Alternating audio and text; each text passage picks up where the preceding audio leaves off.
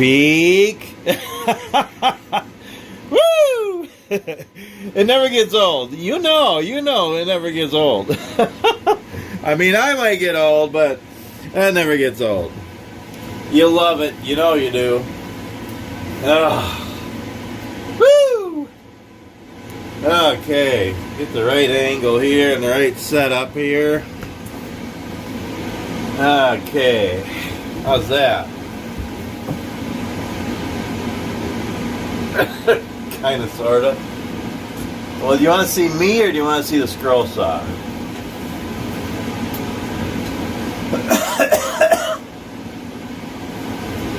How's that? Kind of, sort of. Good night.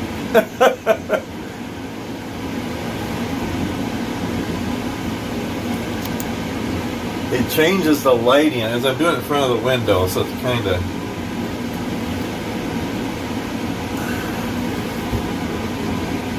Anyway. Hey everyone, it's me, Marty. I am home. Woo! Yeah, I was out trucking. I went, where did I go? Well, I took a short run down to southern Minnesota and back.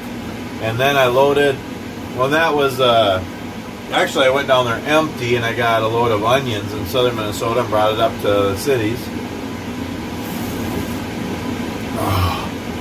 Good coffee, especially when it's cold. I mean, the coffee's hot, but it's cold in here. Yeah, and then I got a load of eggs, and I took that out to Walton, Kentucky. And then I went to Louisville, Kentucky, and I reloaded hardware, a bunch of hardware parts and stuff for a company in the cities in Sauk Rapids.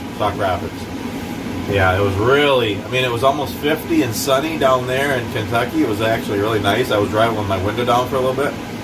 And then I started to drive home, and oh, did it get cold. Temperature dropped, it got windy, and I was really light, too. I was loaded light. And it was scary. You know, got into Indiana, dropped down in the 20s, got into Illinois, dropped down in the teens. By the time I was in Wisconsin, it was in the single digits, and then it was 0. It was snowing and really windy, and it was treacherous going across Wisconsin. And yeah, I've seen a lot of accidents. Just praying for all the people. I've seen a lot of trucks and cars in the ditches off of I-90, 94 in Wisconsin. But anyway, yeah, so I'm home. I got home last night. It's Friday now, Friday afternoon. My wife left. She spent some time with her daughter and granddaughter, and I thought, I'm going to hang out in the shop a little bit and do some stuff. It's really cold. I mean, it's like 20 below 0 today. It was like 25 below last night. Wind chills are 30, 40 below. But I got my heater going. I hope you can hear me, because I'm not going to shut it off. It's too cold. But I want you to be able to hear me. So I'm going to talk loud like this. I'm going to yell at you. No. I don't like watching videos and the volume isn't really loud. You know, all you got to do is when you make a video and you edit it, just turn the volume all the way up. You know, it's just better. I like watching videos in my truck, and, you know, while I'm driving, I have them playing. I don't watch them. I drive. I watch the road. But I like to listen to them. And I can't hear a lot of them. Yeah, and just watching videos, sometimes I just turn it off if the volume isn't up. So, yeah, it's good. I like loud ones where you can hear people talking and stuff, and Marty rambling and stuff like that. Yeah, looks like the lighting is changing every time I move. Anyway, so yeah, it's about 20 below still. I got my heater going. It's been running for an hour, and I got it 10 above in here. Yeah, you can still see my breath. Anything for you guys. I'm not actually going to be out here too long. I'm just working on a couple of things. And then, yeah, this evening we're going over and having dinner with some friends, and my friend Don, I'm going to hang out with him in his shop for a little bit. I'm going to try to make something. I'm going to have him help me. I have an old motor from an old scroll saw. It was an old broken one. And I'm going to turn it up so the motor is this way. And I want to figure out a way to install drum sanders. I want to make, out of this scrap motor, I want to make a spindle sander. So See if that works. Anyway, this video is about scroll sawing. So sorry to ramble on for 5 minutes before even getting to the goal of the video, but that's what I do. I mean, I ramble. You all love it. I know some of you love it. Most of you love it. I mean, some of you might not love it, but I mean, you gotta love it. Anyway, okay. In this video, this is scroll sawing 101. Okay, so I've realized that. So I have over 500 videos, and I started videos over woodworking, but I've done lots of other things through the years. I just like to share my life. That's all it is. I'm just sharing whatever I'm doing. So it's random stuff, rambling stuff.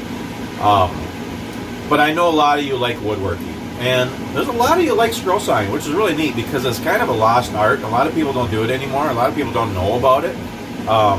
But a lot of you like scroll sawing, and you like my scroll sawing videos.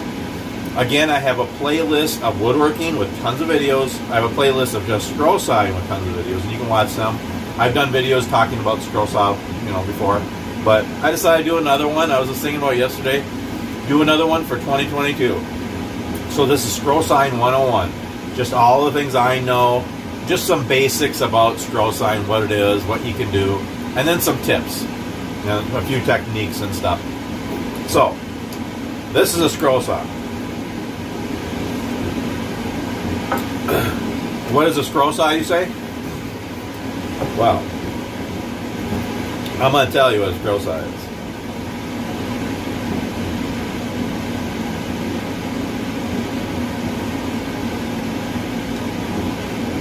I guess I'll do that now. I got the weirdest sense of humor, I know. But you all love it. Some of you love it, I know. Come a little closer. Come a little bit closer. I know, I won't sing because it's pretty bad.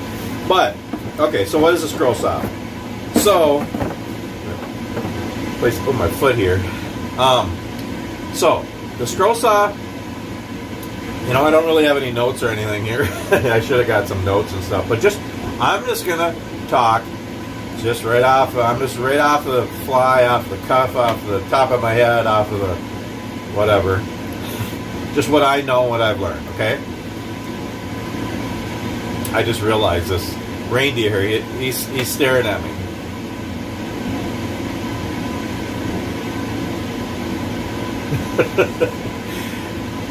Anyway, okay, so just stuff that I know and things I've learned. If I remember right, the scroll saw, well, the idea of cutting intricate cuts in wood and metal and other materials has been around probably for hundreds of years, if not a couple thousand years. But it was maybe done with hand tools and different things like that. I'll show you something real quick. Don't go away.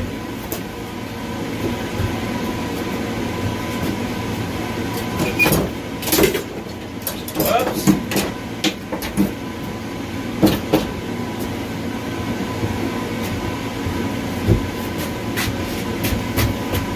Okay. So back before they invented the scroll saw the way it is now, they probably used things like this. This is a coping saw. It's a handheld coping saw. It's a modern one, but it's got about a 6-inch blade in there. And it's for doing really intricate stuff. Most people use a coping saw for, cutting trim and stuff when they're doing cabinetry and carpentry and stuff. But something like that is probably what they used before they made the benchtop scroll saw. And actually, I got an antique one here. It's a Dremel Moto Saw, high-speed electric scroll saw. Only $385. Boy, this must be really old. The box is old. But this one's electric. You can plug it in. And it looks like it probably held maybe a 3-inch blade. Look at that. And probably a pin blade. I haven't even plugged this in. I got it at a garage sale. I just thought it was a cool antique to have on my shelf. But that's electric. They call it a scroll saw, but it's like electric coping saw. Anyway, yeah. Many moons ago, they used hand tools to cut little saws like that to cut intricate designs and shapes in wood and metal and different things. And then I think in the 1500s, probably 1500s, 1600s in Germany, I think they started to make, the machine, the scroll saw, the electric scroll saw. And I think they were really big back then, and they were used for manufacturing and, just metalwork and woodwork, where things were really intricate stuff, but maybe above doorways and houses. You see all those intricate cutouts and stuff. A lot of that was done with the big industrial, huge scroll saws. And you can Google this. You can get a lot more good information by Googling than you will by listening to me ramble. But yeah, they were like that. And then it was like the mid 1800s they came to America, and then they started just making more and more different types of scroll saws, and to where today, it's a pretty small benchtop woodworking hobbyist type tool. So this is mine, and this is, I believe it's a 20-inch, and it's a Delta. And it's a variable speed. And I like Delta. They make some good scroll saws. And there's all different brands and stuff. But this is the one I have right now. And this one, I believe this one was probably around $400 or $500 brand new. And I think I got it for between $150 and $200 if I remember right.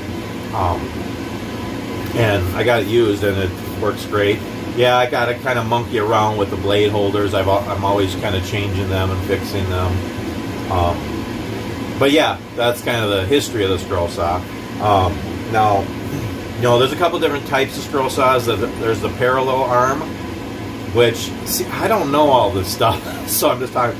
But I think the parallel arm is like two arms, like this, or I don't know how to do this. Like two arms, the blade's right there, and it's kind of going up like that.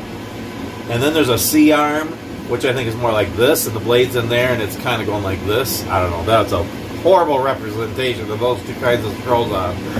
But the parallel arm, I believe, the blade goes up and down straighter, I think. The C-arm, it kind of has a little bit of an angle when it cuts. But they're both good ones. And there's a couple other ones, but I think those are the main ones. I think this is actually a C-arm. Looks like a C to me.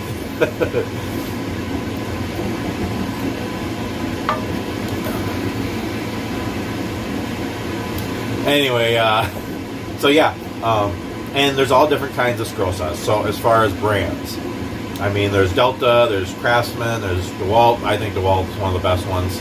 And there's Hagner, RBI. There's Black & Decker's made some. Dremell's made some. There's a lot of different brands out there. There's a lot of generic brands and cheap ones. There's expensive ones.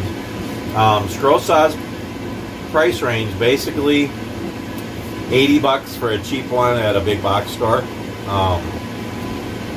Brand new, like $80. They're around $80. Brand new, all the way up to, I think the most expensive one I've seen brand new is around $1,500.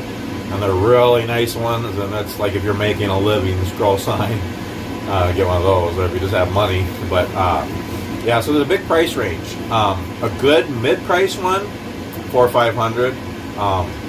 The Delta 20-inch, I believe it is, and the DeWalt 20-inch, they're both around $400 or $500. And they're both really good saws.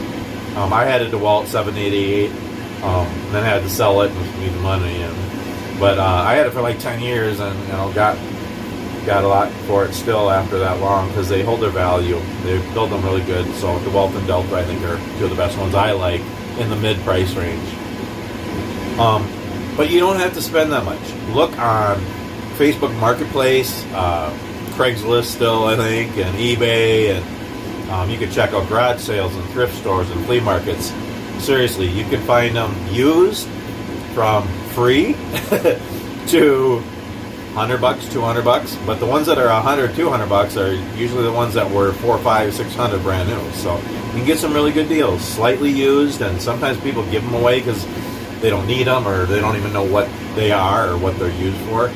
I bought a lot of scroll saws I've got some free and then some for 25 bucks, 50 bucks.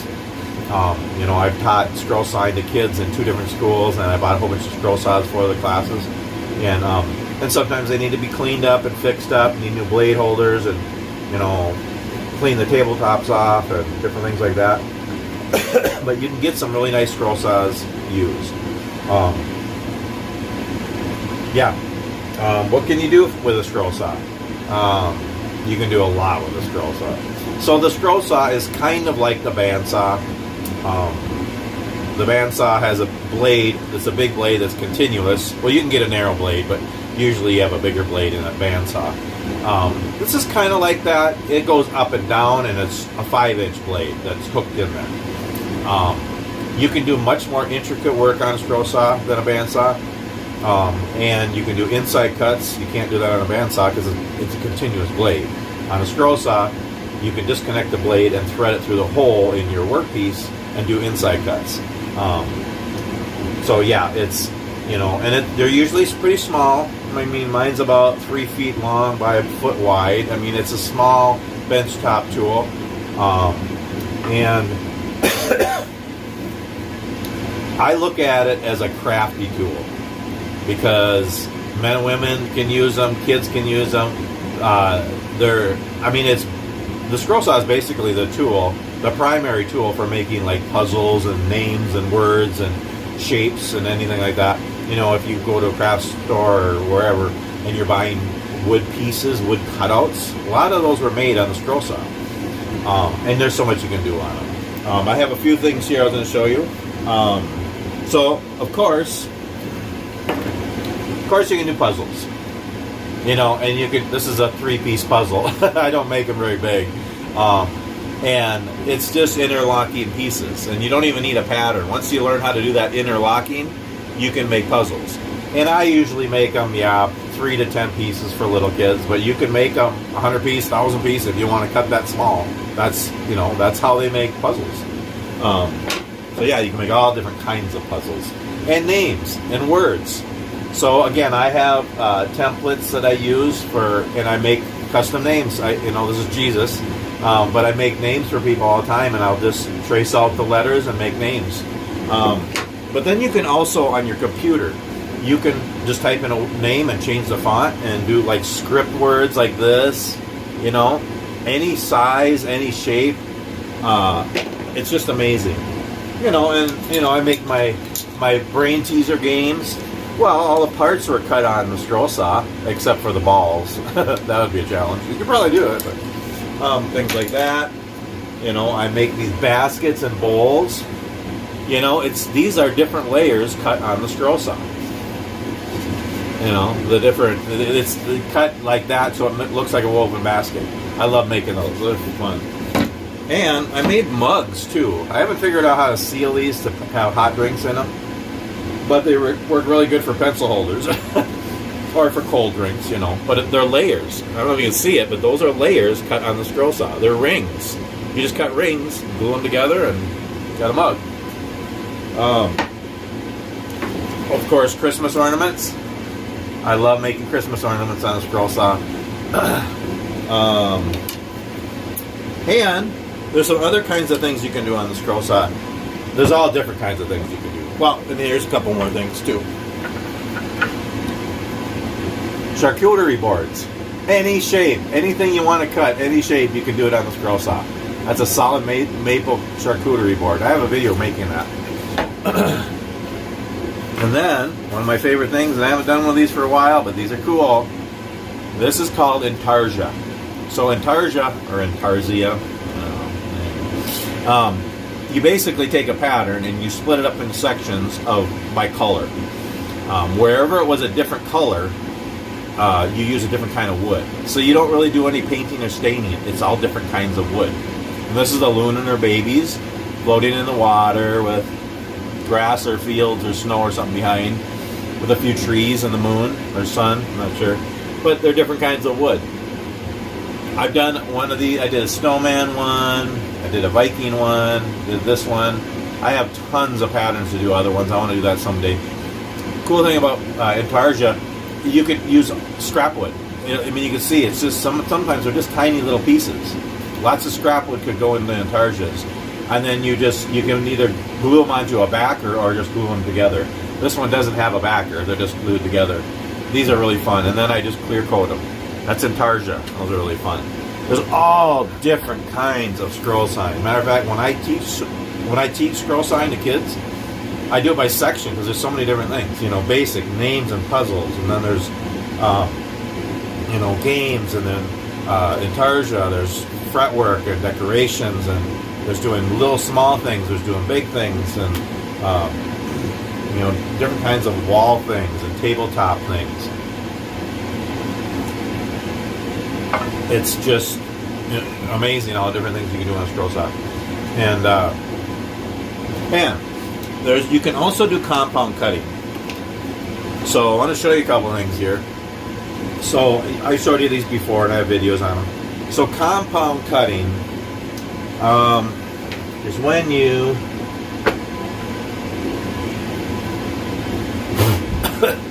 so you take a block of wood like this, and you'll draw a pattern on one side, and then you draw a pattern on the edge, and you cut one way, and then you cut the other way. And usually you have to tape it to hold it together while you're cutting the second part. And you're cutting two planes, I guess, of the wood. And it ends up being three-dimensional, a compound cut. So here's a reindeer I made. And I actually have two different kinds of reindeers. This is more of a more intricate one, like a buck or whatever, I don't know, or a reindeer. And so you could cut that direction, right? Or you could cut that direction. But when you do them both, it's curved and it's formed and it's three-dimensional. It's not just one-dimensional. Speaking of deer, well, I don't know why he's just staring at me. How's it going, Rudy? And here's another one. I've showed you this before. This is the one I like. It's a more simple design reindeer. And you can see the two ways you have to cut it. That's a compound cut, three-dimensional reindeer. And here's an ornament I did. I only did one of these, but it turned out kind of cool. I cut it that one direction, then I cut it the other direction, and then I cut across through it. So it looks like it was turned. It looks like it was turned on a lathe, and actually I could sand the edges more so it's more rounded. But I didn't do it on a lathe, I did it on a scroll saw. So that's pretty cool. I'm actually going to make a bunch of these for Easter gifts for this Easter. And then here's something I just did. Somebody asked me to do a video on making these, and I'm going to as I get better. But I wanted to at least show you them. Here's some more compound cutting. I made these last weekend before I went out working on the road. And these are just, they're 1.5 inch thick blocks, okay? And you put a pattern there, okay? And then you cut that, and then you put the other patterns there, and you cut that. And if you can see the inside, it's probably all kittywampus. But on the outside, it looks cool. And yeah, wait. There we go. So one way love is backwards, and one way you is backwards. And I don't know how this is in the camera, but anyway. Yeah, so love you. I think that's pretty cool. And this one is Jesus Christ. It's pretty cool, and it's tricky, and it takes some time, but it's fun, and I want to do more of that. It's the same thing, you know, you cut this way, and then you turn on the side, and you cut that way, and then you pull all the pieces out and take the tape off, and it looks like that. That's pretty cool. So there's a lot of different kinds of 3D cutting you can do on the scroll saw. You can do chess pieces. That's another three-dimensional thing you can do on the scroll saw. You do little trees, snowmen, there's candle holders, all kinds of stuff. And a lot of those things look like they were done on the lathe because you turned them because they're round, but you did it on the scroll saw. You just cut two planes, two dimensions to make it like that. That's pretty cool, I think. Yeah, so there's tons of things you can do on the scroll saw. Let's see, what else? What kind of wood do you cut on the scroll saw? Well,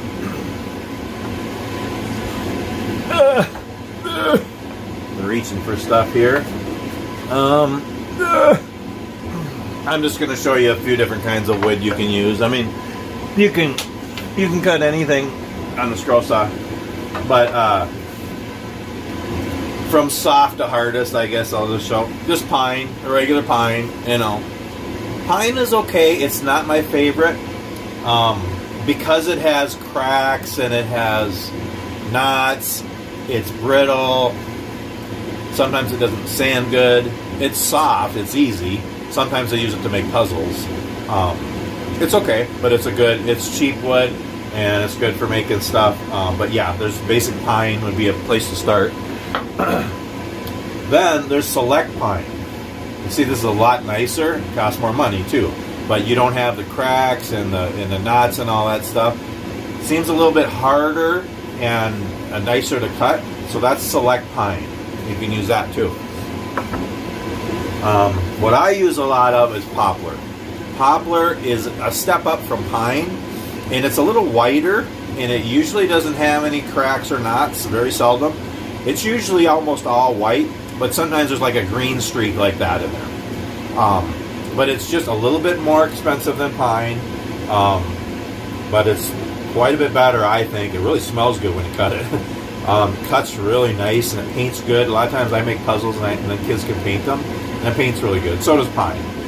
Poplar is a good option, and I use a lot of poplar for my Jesus words, my hugs, my joys, my peace, making names, different things like that, because it's a little bit better than pine.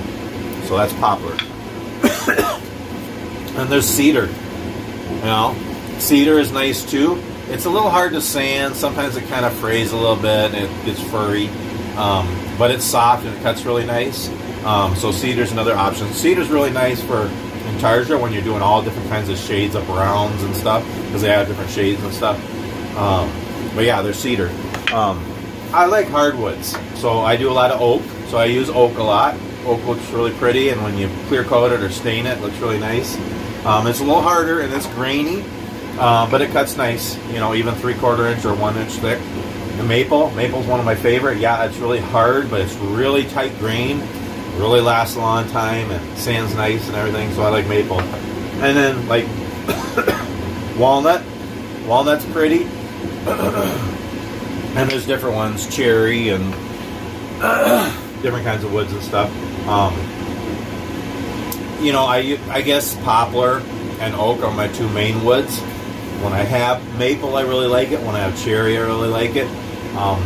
You know, making Christmas ornaments, I use 1/4 inch oak or maple or cherry. I started resawing maple and cherry because it's hard to find 1/4 inch.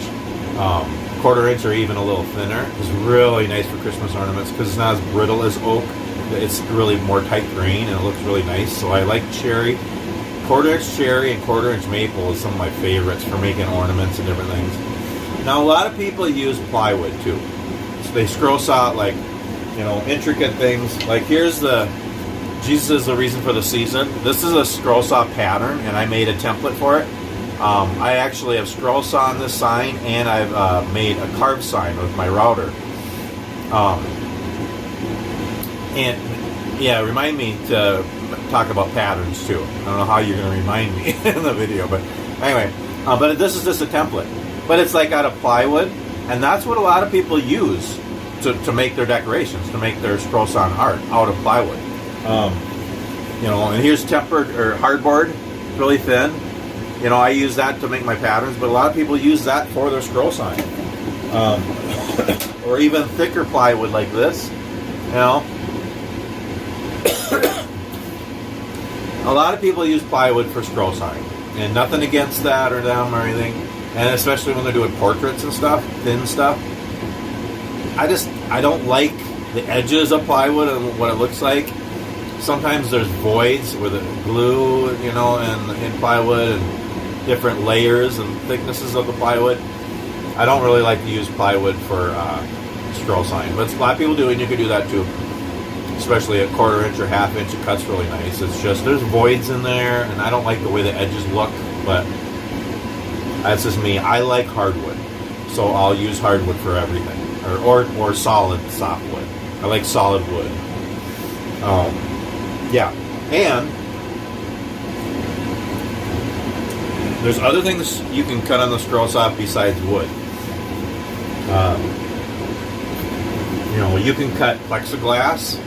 You might be able to cut glass or mirror if you have the right blade. You can go metal, you know, thin metal, aluminum, brass, plastic, steaks. I've heard people cut steaks on the scroll saw and do designs in them and stuff. It's kind of weird, but I like to eat my steak, but I mean, I don't know. And Corian. So Corian is countertop material. It's, you know, it's the really expensive countertop material. I don't know if you can see, this is kind of a blue with different speckles in there. So the face of it is usually pretty shiny and nice. The back's kind of dull a little bit, not as shiny, and the edges are kind of dull. That's Corian, and that's a blue. Here's a gray that I have, kind of a stone color. And I worked in cabinet shops years ago, and I got tons of little scraps like this. And I still got some of them. I don't cut it very often, but this is really neat. This is really heavy, solid stuff, but it cuts like butter on the scroll saw. It really does. It cuts really nice. Just be careful of the smell. You don't want to inhale it. It's kind of a dusty plastic or whatever, so have it ventilated or do it outside or something if you're going to cut Corian and stuff like that. If you're going to do metal or plexiglass, just be careful, you know, shavings and stuff like that. But you can cut other materials, and I've done a few things in Corian like this. So yeah, you can cut other materials. So how does a scroll saw work? Okay, I'm just going to show you a little bit here. A little demo of the scroll saw. Okay, so this is the top of the scroll saw.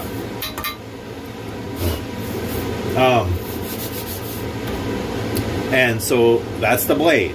It's a 5-inch blade. It's hooked on the bottom down here. You can't really see it, but it's hooked down there. And then it's hooked up on top here. Okay? And there's all different kinds of blade holders. Blade holders can be a pain. And some of them are good, some of them are bad, some of them you need tools, some of them are toolless. I'm always fixing my blade holders, no matter what kind of saw I have. It's just part of scroll sawing. This is a good Delta quick release. I don't even think you can buy them anymore. It works really good when it works. If it breaks, it's kind of hard to fix it because there's a bunch of little parts in there. And I have a bolt in here that I had to replace, but it works good right now. And you just close it like that to hold the blade in. So if you're going to do an inside cut, you know, you're going to do this ornament here, you would have to thread it through, hook it up, and cut that inside up cut. You know, if you're just doing something like this, you don't need to do inside cut, so you just keep hooked in or hooked up. So let me see here.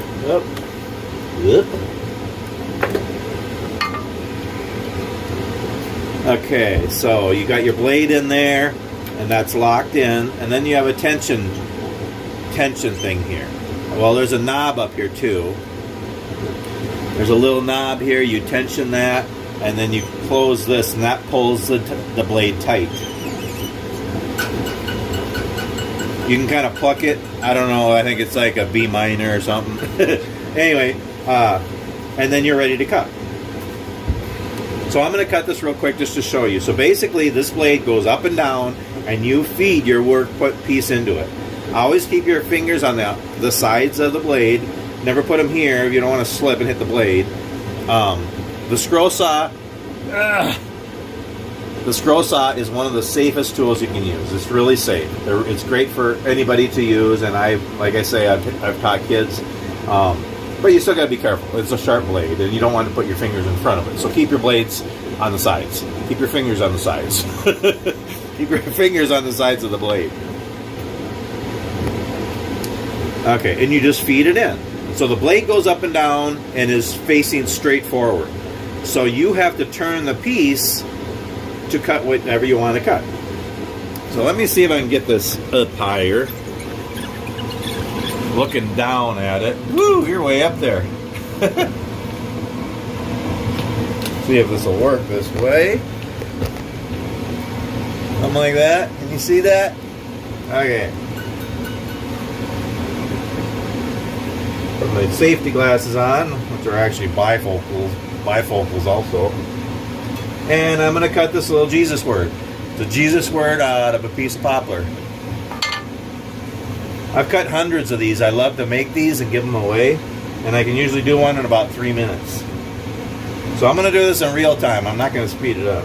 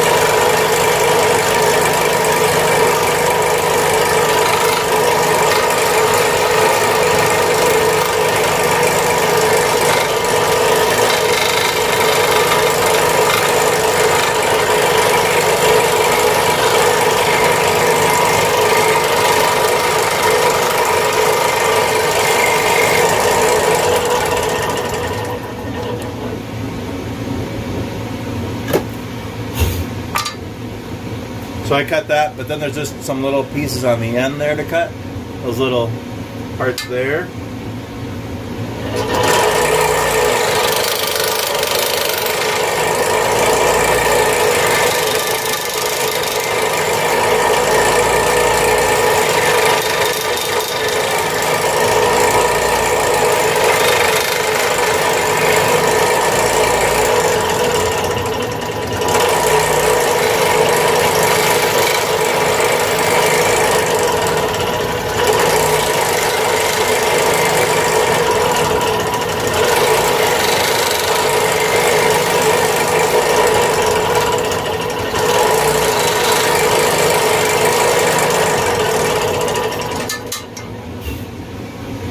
And there you go.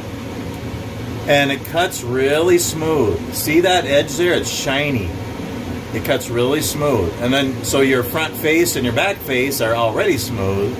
So all you really need to do is maybe, you know, erase some pencil lines you missed and just take the edge off, and you got a nice name. I love making those. Yeah, so that's how you use a scroll saw. Okay, so don't go away, got a lot more to share. So, whoops. Alright, let's get it here. Whee! Whee! Okay, so that's the scroll saw. So there's lots of cool things you can do on the scroll saw. I just showed you a few. There's tons of different things you can make. And people are always coming up with more and more things you can do on the scroll saw. Let me grab a couple things to show you here quick as far as patterns.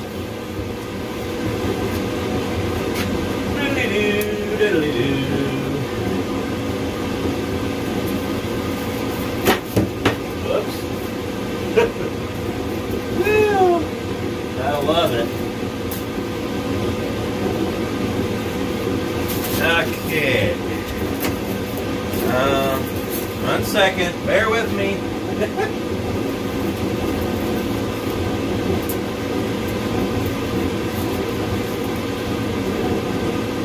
I'll be right back, I promise.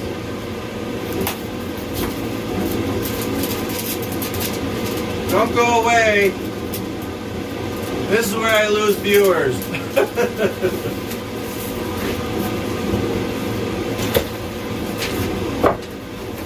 Whoop.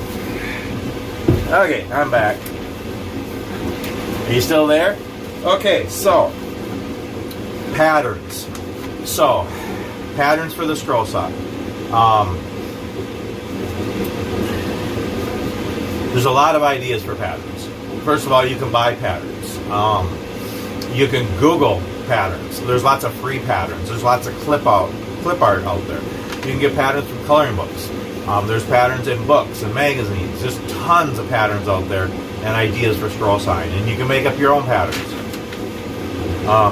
And what most people do is when they get a pattern out of a book or a magazine, or they print it offline or off their computer, you have a pattern like this. You know, patterns of horse, right? So what you do is you use spray adhesive or a glue stick or tape, and you glue the pattern to your wood. Then you cut it out, then you peel it off or sand the pattern off. I don't like doing that. I might start doing it with some things, especially these compound cut names, I think, because they have to be pretty accurate. But otherwise, I don't use a lot of paper patterns, but many people do. And if it's a really intricate one, you want to do that. But what I use more than that, and I've showed you guys this before, I take thin plywood or hardboard, and I make patterns like this. And then you just trace this on the wood. If it's a simple design like this, or something you make often, make patterns like that, and you just trace it on the wood. That's what I like to do. Now there's tons of books, scroll saw books like this, that have ideas and patterns and plans. There's tons of them out there, all different things, and you can just see all the variety of things you can do on the scroll saw. Boxes and baskets and just tons of stuff, and I got a lot more books too. And then there's scroll saw magazines. There's actually frost on my magazines. It's so cold out here. This one is Creative Woodworks and Crafts. I've gotten this in the mail for years. I haven't for a while, but I have probably about 50 or 60 of these.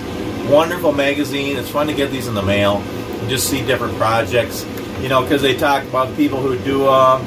They have plans in here and patterns and ideas, and wonderful magazine. That is Creative Woodworks and Crafts. You can get a subscription to that.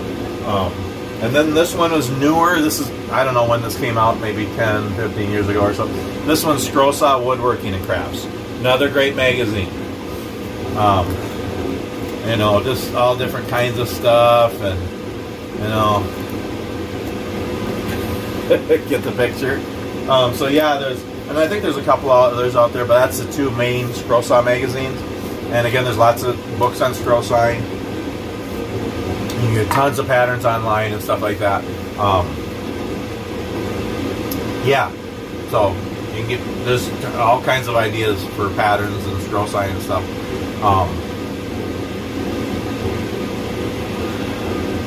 I'm not done. Don't go away. I got a lot more to share.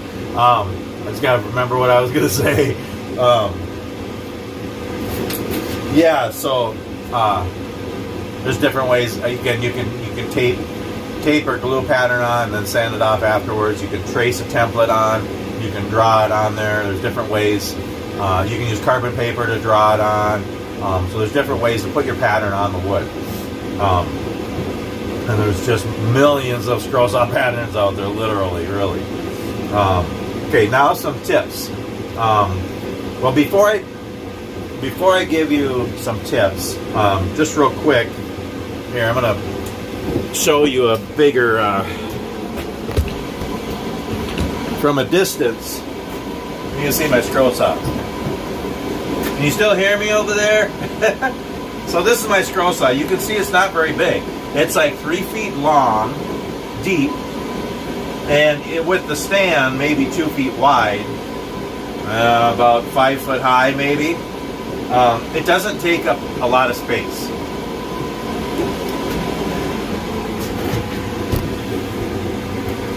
It doesn't take up a lot of space. So the reason I wanted to show you that is that anyone can start scroll sawing. It's a fun entry-level kind of woodworking. It doesn't take up much space in my shop, and you can literally do this anywhere. Really, you could have this in a craft room, or in a spare room in your house, or in the basement. Yeah, you got to watch the dust, but again, it doesn't make a lot of dust. A little bit of dust underneath. You can make lots of things out of little pieces of wood. You don't need a lot of space to do scroll sawing. You can do it in the garage, and you can do it in a regular shop, but you can do it anywhere. And again, there's ones that are actually smaller than this. And again, scroll sawing is a fun, safe, easy, entry-level form of woodworking, and it's kind of a crafty, artistic kind of woodworking, and I just love it. This is fun. You know, yeah, I do spoon carving, and I carve signs, I do other kinds of woodworking, but I still love scroll sawing. It's still my favorite. So yeah, I just encourage you to give it a try. A few things that are good to have with your scroll saw, some accessories. Okay, you can see that mine is on a stand, okay? This scroll saw came with a stand. You see the stand? Okay. I don't know why my tripod's so stiff. It's not turning like it usually does. It's cold. Woo! It's sinking. A lot of scroll saws come with a stand. This Delta one came with a stand. The DeWalt usually comes with a stand. Some of the other ones do. The cheaper ones that you get in the big box stores, Menards, Home Depot, places like that, Harbor Freight, sometimes Runnings, different stores. They're a little bit smaller scroll saws, and they usually don't come with a stand. But they usually have places where you can screw or bolt it down to a workbench. Now you can put it on a table. You can put it on a little bench, or whatever. But it's nice to have a stand for it. So I encourage you to put your scroll saw on a stand. Also, it cuts down on the vibration and the noise if it's bolted down or screwed down on something. So it's nice to have a stand. Okay. With that, it's nice to have your scroll saw angled. I have mine slightly angled, and actually I'm going to angle it more so that the back end is tipped up, and that way you're looking down at your workpiece. You're looking straight down at the pattern, right down on the wood. You're not looking at an angle, or you're trying to look down at an angle. It's not that comfortable. But if you have the back of your scroll saw, or the back of your bench, one of the two, or your stand, tipped up so the front part is lower, it's angled down towards you. And a lot of scroll saw makers actually make their stands like that now. DeWalt is tipped like that. I think the Delta is. Some other ones too. Some of them are flat. I don't really like that. I've had some different scroll saws, and I always, sometimes if you have it on a workbench, you just put a block under the back. That's all it takes. Mine is on a stand, and I actually put the stand on a cart. I made a base, and it's on wheels, so I can move this around. So to have your scroll saw on a workbench or table or stand, that's a good thing to do. And to have it angled. Have it on wheels is kind of nice. You can move it around, clean around, because it does make some dust.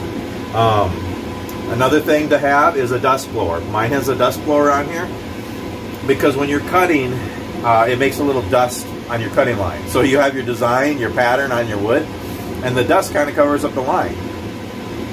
And if you don't have a dust blower, you're like, you can do that, but eventually you start to get dizzy and run out of air. So it's nice to have a dust blower. And it's just a little copper tubing angled down at your workpiece.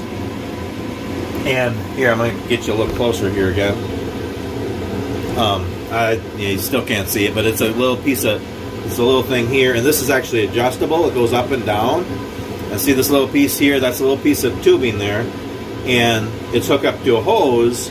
and the machine actually kind of generates air. It's not much air, it's just enough to blow the dust away from your cutting line on your piece. So that's good to have, a dust blower. And mine's adjustable, so it can go up out of the way. Another thing, most scroll saws, if not all of them, come with a blade guard. Okay, so you have your workpiece here, and then there's a guard that kind of goes up and down, and it can sit on your workpiece. It helps keep your fingers away from the blade. Some of them have a little plastic shield around them. I'm not going to tell you to take those off, but I take mine off. I mean, you can see there's nothing there. I work on my piece, it's just a blade, so it's really easy to see. With a blade guard there, that little shield, it's hard to see. I'm not going to tell you to take yours off, but I've always taken mine off, and I'm just really careful. You know, again, if you touch a scroll saw blade, you can get a little cut, but it's not that bad. You know, it's a sharp blade, but it's small, and you usually just nick it. But just be careful. I mean, you don't want to get cut. But just be really careful, be safe, watch what you're doing. I'm not going to tell you to take them off, but I take mine off just because then I can see better, and it's not in the way. Another thing is to have a light. See, I have a light here, it's an adjustable light. Some scroll saws come with a light, or you can just get your own light. You can have a magnetic one, or adjustable one, or lamp, or overhead light, whatever. It's just nice to have a light, and you can move it around, and it's easier to see your piece and the cutting line. Nice to have an extra light over your scroll saw.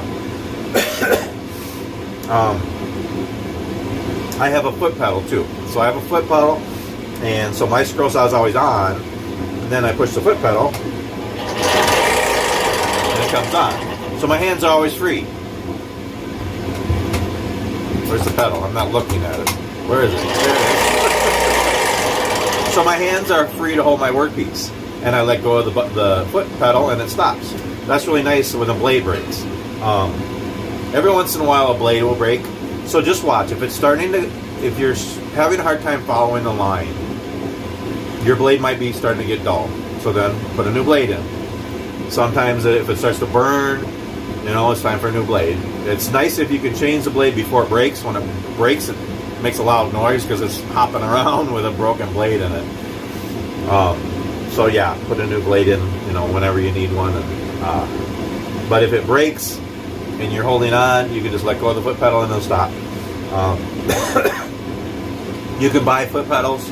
Usually they don't come with scroll saws. Buy a foot pedal. You can use a foot pedal with any power tool, actually. They're really nice. I'm going to get a couple more for some other tools. But I like it for my scroll saw especially. And you just plug your scroll saw into the foot pedal and then the foot pedal into the ball. And it works really nice. That's another thing that's nice to have. I have a little shelf here, like I showed in my last video, I think. A little shelf next to my scroll saw with some accessories. You know, I like to have pencils. I need a screwdriver and pliers to take the blade out on the bottom. Most don't need that, but I need that for mine. So I have that sitting here. I have my safety glasses, bifocal glasses here. I have a little file, because I file, that's another little tip. File the back of your blade, and it cuts through and turns easier, because they're kind of sharp on the back of your blade. I just learned that recently. It really works. I have a little nail set here to poke through, you know, the holes and stuff in your workpiece when you're trying to thread the blade through. A little razor blade for cutting stuff off sometimes. You know, erasers. I have a little rule here. Yeah, just some accessories for the scroll saw. It's really nice to have next to your scroll saw. Yeah, and they have different kinds of scroll saws as far as speed. Some of them are just one speed. Some of them are 2 speed. Some of them are variable speed. Mine's variable speed. It goes from like 700 to, well, what is it here? No, 200. Whoa, hello. Goes from 200 to 2,000 RPMs or miles per hour or something. I don't know. Anyway, so yeah, you can get different ones like that. Variable speed is nice because you might want to go really slow or fast depending on the kind of wood you're cutting. So variable speed is nice if you can get it. there's all different kinds of scroll saw blades. You know, this is Olson PGT number 5 or number 7. That's what I use for almost everything, but there's lots of different brands. I like Olson, but you can get cheaper blades online. Pegasus, Flying Dutchman, really good blades, and they're a lot cheaper online. You can buy them in bulk, but I just buy them from Menards, you know, close by. But I should start ordering them because they're really good blades online too, and you can get a better deal. Yeah, other tips. Those are just some accessories, you know, and different things to have for your scroll saw. I have lots of pieces sitting next to me that are ready to cut. I just like to have them nearby. So, and a stool.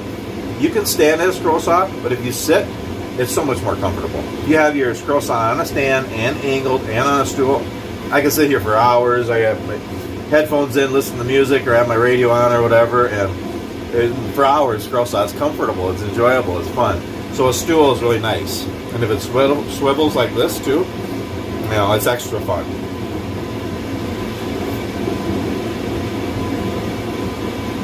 Still staring at me. Anyway, we still hanging on you. Oh, okay, I'm going to try to keep this under 1 hour. I think that's about it. Just some things. When you're scroll sawing, a few tips, just quickly, if I can do it in a couple minutes here. Don't push your wood in too hard. Just let the saw do the work. Push it in slowly. Turn your wood. Try to stay on the line. If you get off the line a little bit, it's okay. It'll be nice in the end. Try to be on the line, but just take your time. Push it in slowly.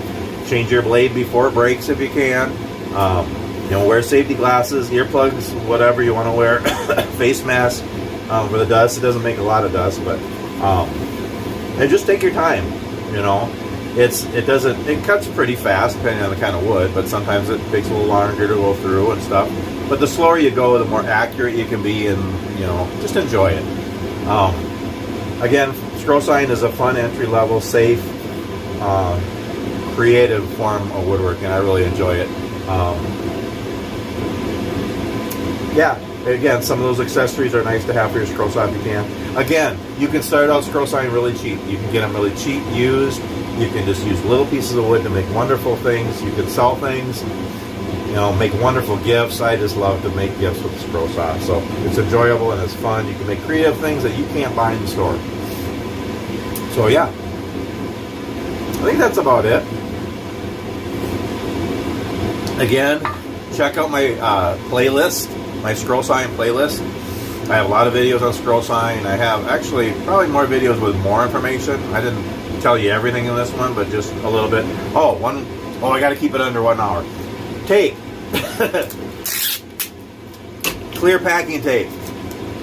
Especially when you're cutting oak, cherry, maple.